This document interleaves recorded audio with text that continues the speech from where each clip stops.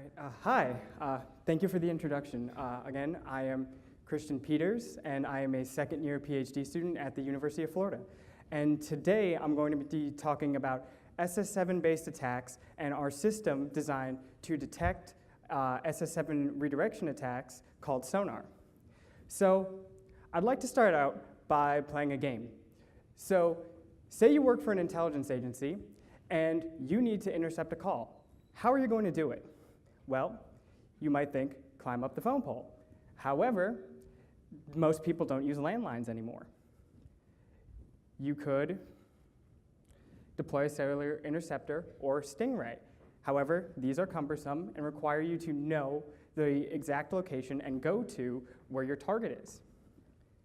But what if we could have the network do this for you? Well, this is entirely possible and can be done through functionality built into the global telephony network. Now, to explain that, why this is even possible, we look at signaling system 7. Now, SS7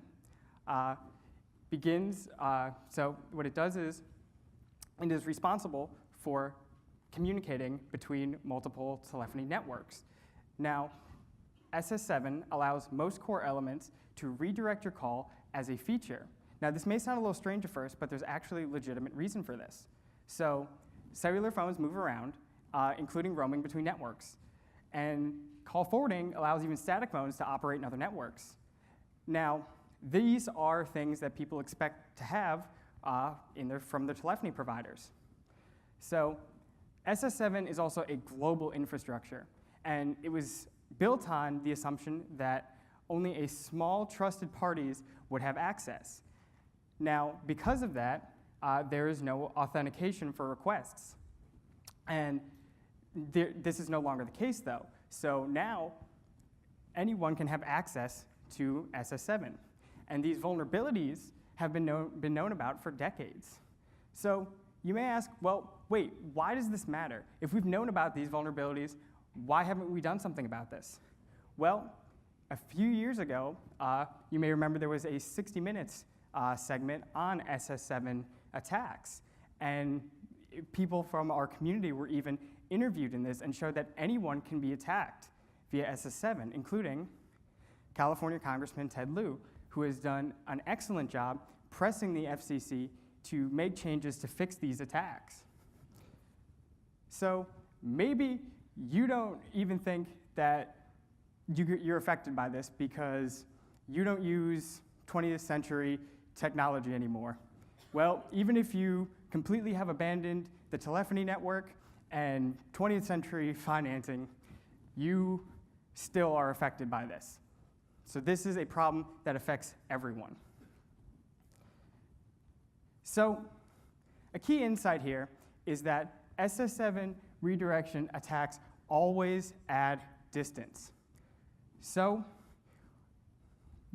because of that, if we can detect significantly longer routes, we can detect these attacks. Now, in an IP network, endpoints have tools such as ping and traceroute that allow you to do this. However, the telephony network don't support these features. So between any two telephony networks, the only channel that we can guarantee is audio. So great. Let's just send audio, measure the round trip time, and call it a day. However, it's not that easy. And to explain why, we look at our adversarial model. So an attacker who has access to the SS7 network can do the following. They can redirect incoming and outgoing calls for any arbitrary number. They can also arbitrarily modify the audio. This means adding noise or dropping packets. Also, the adversary knows the physical location of their target with high accuracy. Now, we make our adversary so strong because we assume that our attacker can attempt to mimic the correct latency. Now, we also say that an attacker cannot control the endpoints. And the reason for that is there's no reason to perform a redirection attack if this is not the case. So if an attacker already controls the endpoint, the game is over. So we look at acoustic distance bounding here.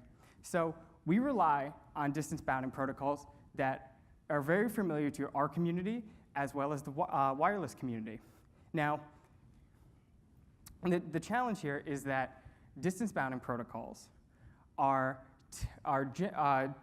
generally for two devices in a single hop network. However, we're using this in a different case. So what we're doing is we are using distance bounding protocols in not only a multi-hopped network, but in a multi-hopped audio channel. So we're not trying to reinvent the wheel here either. There are many great distance bounding protocols out there. So we rely on the work of Hanke and Kuhn and use a variation of their distance bounding protocol for what we need.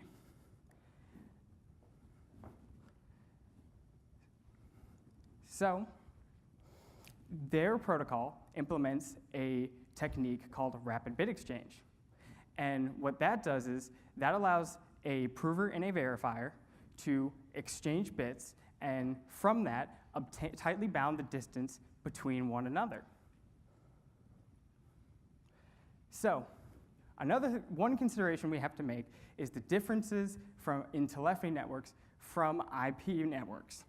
And this comes in terms of delay. So I'd like to ask for participation once again. So sometime after the talk, borrow a phone and call your own phone. Speak into one end and listen into the other. What you'll notice is there is a significant delay between the time you speak the words and then the time you hear them on the other end. This, in telephony networks, is known as mouth-to-ear delay. Now, mouth-to-ear delay is made up of a variety of things. So in telephony networks, you see the same delays that you would see in a traditional IP network. So you see queuing delay, transmission delay, etc. But in telephony networks, you also have additional delays that can add up to hundreds of milliseconds of delay. So this is things such as analog to digital conversion and transcoding delays and codec delays. And this all adds up together. So the short story here is that end-to-end delay is significantly greater in telephony networks than in IP networks. And if you don't believe that, try the demonstration for yourself. Call yourself with another phone after the talk and experience the mouth-to-ear delay. And then compare this to a ping for two devices on a local area network. Now, I'd also like to note that if you do participate in the demonstration, standard calling rates do apply, and we are not responsible for any charges incurred by participating. So, our hypothesis is redirection attacks increase overall distance and therefore increase latency. So how do we confirm this intuition without actually launching this attack? So SS7 redirection attacks in most places is illegal. And in addition to that, we don't have access to SS7 directly ourselves. So we had to construct a testbed that best models this SS7 redirection. So in our lab, we constructed a VoIP client, and that would communicate with an audio loopback device on the GSM network. Now, the VoIP client, we would first redirect this to a VPN server at selected locations throughout the world before having it come back to our lab and be sent onto the telephony network through a GSM gateway. Now, we tested this, and we saw with an initial test that in the case of a call from our lab in Gainesville, Florida, to Boston, the latency of the call was smaller than that of a call from our lab to Boston that was first redirected to a VPN server in London. So we knew at this point that our hypothesis was, in fact, plausible. So we moved on to larger scale testing. So what we wanted to do was take round-trip time measurements with varying the location of the loopback device as well as the location of the VPN servers. So in order to move this loopback device, we had to construct our own hardware that allowed us to directly interact with the audio channel of calls in the telephony network. So we constructed this and sent this to our friends and family throughout the country, and we thank them very much for their help with this, as this research would not have been possible without them. So what we can see on this map here is that all of the orange stars specify the locations that we sent a GSM loopback device. All of the white stars represent locations where calls are redirected via VPN servers. And the blue stars indicate locations where both occurred. Now, when selecting VPN servers, we wanted to select servers that had a variance in great circle distance, as well as covered these 6 continents, not including Antarctica. And what we saw from this is that if you have an approximation of the distance the call travels, the proper latency can be estimated here, because we see that there is a trend in call distance to mouth-to-ear delay. Now, we also address the consistency of our results, because we know that internet routes can vary wildly, and maybe you're wondering about that. Well, we took 3 sets of data of calls from our lab to Boston, and what we saw is that the time was consistent here. Now, what we're talking about here too is not call setup, but actually once the call has already been set up. So once the call has already been established, it operates in a circuit switched fashion. So consistency is expected here. And what we saw is that the variation was actually very small. It was only in the order of about 10 milliseconds. And that is within 1 to 2 GSM audio frames. And our other experiments showed similar results. So though our simulations were nice, we wanted to see if we could detect actual redirections. And we were stuck on this for a while, until we partnered with our friends at the Israeli telecommunications security startup Valto. And they work with US telecommunications companies, which allow them to perform SS7 redirections to a single location in San Francisco, California. Now, they allowed us to execute actual SS7 rerouting attacks on ourselves. So what we did was we looked at the latency of calls that were from our lab to our co-author's lab in North Carolina that were first redirected to San Francisco. Now, also to our knowledge, we are the first academic team to conduct a real SS7 redirection attack and observe it. And what we saw was that there was a significant difference between the round-trip time of the attack calls versus the non-attack calls.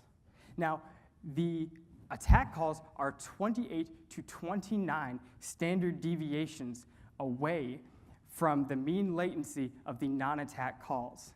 And because of this, we detected 100% of the SS7 redirection attacks against ourselves.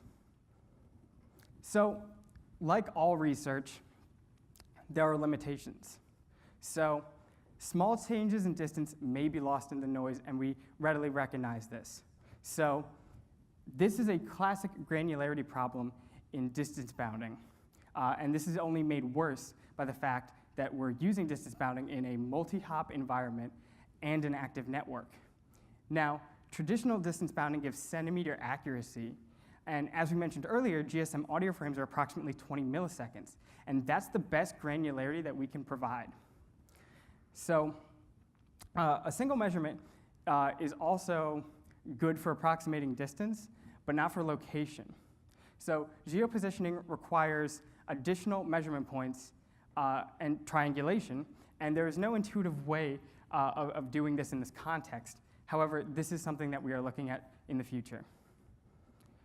So, in conclusion, I explained how an attacker can use the telephony network and easily redirect calls via SS7 from anywhere in the world. Whether you're concerned about the privacy of your phone calls or the integrity of your Bitcoin wallet, these attacks affect you. We address the SS7 redirection attacks and use end-to-end distance bounding protocols to detect significant redirections of calls. We simulated this with a wide array of geographically diverse locations, as well as performed real SS7 attacks on ourselves and tested our system against it. Now, much still remains to be done in this space, as we only address one of many possible SS7 attacks. There still needs to be solutions for SMS two-factor authentication attacks, as well as localization tracking in SS7.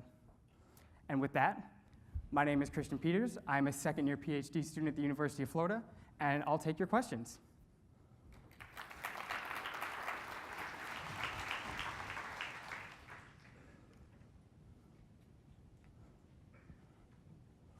So I have a question. Yeah. Can you tell us a little bit more about the factors that impact the attack? You had a little bit about it on your limitation slide, but if you can get a little bit into more details.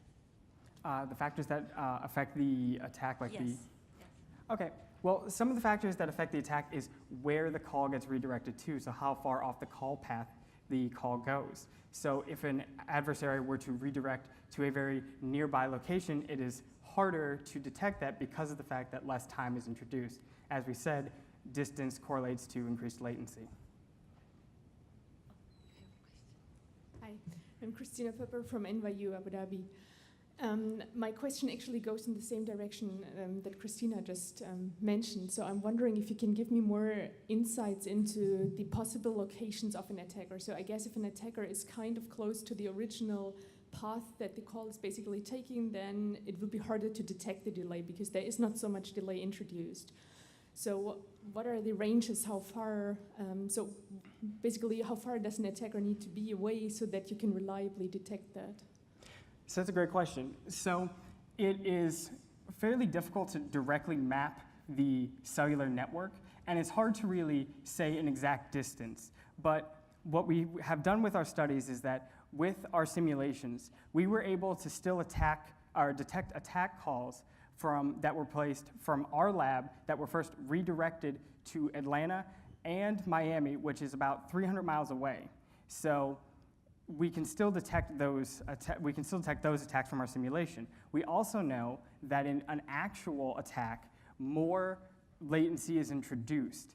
So again, if we were able to actually run our attack for more, real attack for more locations, we'd be able to better quantify that. But still, it is a very hard thing to say exactly how much distance you'd have to be away. Right. Just very short, is there kind of ongoing investigations that you're planning to do along with the industry collaboration that you have set up? Yes, we'd love to continue doing this. We'd love to get additional attack points. If anyone in the audience would be willing to allow us to attack their device, please speak with my advisor, Dr. Patrick Traynor, and he could talk with our IRB. Yeah, hi, Phoebe Rouge from the Federal Trade Commission. And this is great research. Thank you for doing it. Thank you. My question is, on individual calls to the same location, are there, I'm just worried about false positives here where a given call that may legitimately be redirected along a different call path because of the vagaries of the system. Like on an individual path at the same time, did you test to see, okay, it's always going to be within a certain bound? And then, because I could imagine that potentially there's a legitimate redirection of that call path. Yeah, that's a very good question as well. So we verify our results against both historical data, and we consult the ITU E-model, which it basically outlines what typical call latency should be for a guaranteed good user experience that we see within the telephony network. So we actually achieve a very low false positive rate because of this, because we know exactly what we're supposed to be seeing, regardless of where the call is going. We know that. Cool, thank you. I think we are done, so maybe we can thank our speaker.